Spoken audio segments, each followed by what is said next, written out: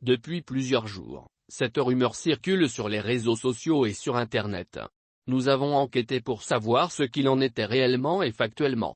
Voici les réponses. La primature a-t-elle dépensé 400 millions de FCFA pour un ascenseur privé? Non.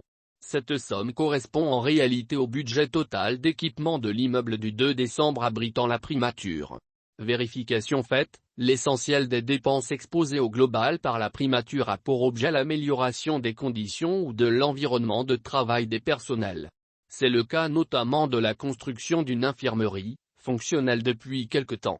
Un équipement indispensable pour permettre au personnel de la primature de recevoir les premiers soins en cas d'ennui de santé.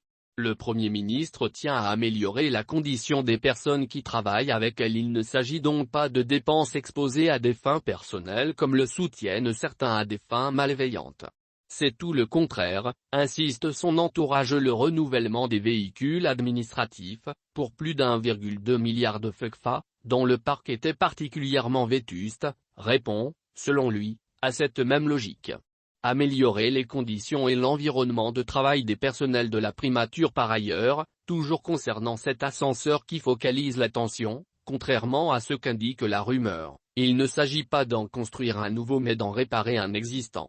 Dès l'origine, le bâtiment abritant la primature, inauguré en 1987, comportait 2 ascenseurs, l'un utilisé par les personnels, l'autre par les prédécesseurs de Rose Christiane Soukara Ponda et leurs hôtes, dont ceux à mobilité réduite.